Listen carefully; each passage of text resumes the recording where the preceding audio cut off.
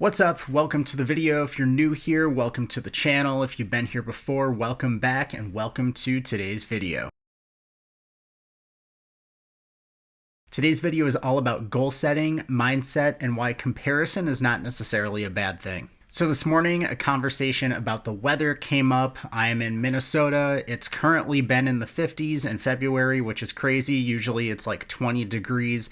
And it got me thinking about the comparison from year to year. And that eventually spiraled into how you can look at your life in the same way. And it got me thinking this is actually a really cool way to audit how everything has been for you over the past year and how you can make improvements from then to now and now to the future. And I honestly think this is really cool because no matter what time in the year it is, we all have New Year's resolutions and things we say we're going to do or improve on. And I think this is kind of a way to stick to it throughout the year and, again, kind of audit how things have been. So the first step in doing this self-audit is to compare where you are at this time this year compared to last year. So for example, I am still on my weight loss journey, but at this time last year, I was about 15 pounds heavier. I was making some money from music, but not as much as I would like to. And I was thinking about getting into content creation, but hadn't started doing it yet. Cut to a year later, right now, I'm making a lot more money doing music than I was before, and I actually have a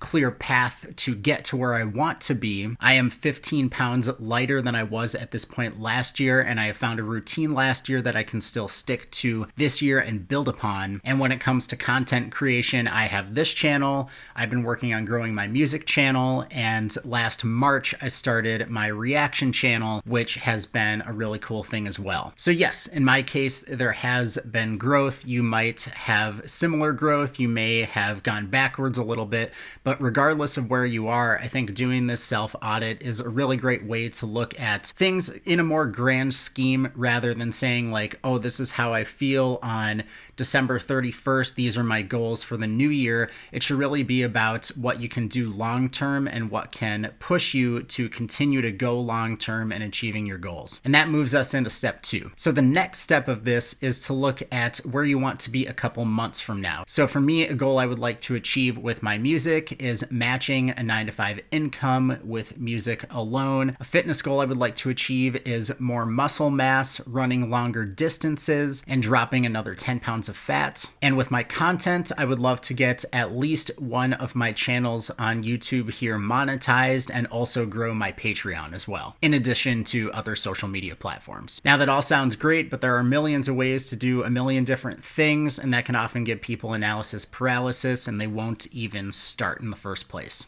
Gotta get a sip of coffee? So to avoid analysis paralysis or quitting before you even start, something I thought of doing is for each of my goals, comparing where I'm at and what I'm doing to someone who is where I want to be or on the path kind of closer to the goal I want to be, and analyzing what they're doing to see how I can change. So for example, with fitness, I've been watching a lot of Will Tennyson and Kino Body, looking at the different exercises they're doing for full body workouts so I can work on growing muscle mass while losing weight, and then also getting some longer distance runs in there, which for me is really just going to be a mental thing to push past doing 3 to 5 miles, which I've been doing. But when it comes to exercising full body workouts is definitely where I want to be. And those guys have been doing it for a long time, but the workouts they showcase in their videos are what I'm going to push to do because it gives me a clear path as to where I can go and how I can improve over time. With music, I'm really ramping up the content and artist outreach I'm doing. And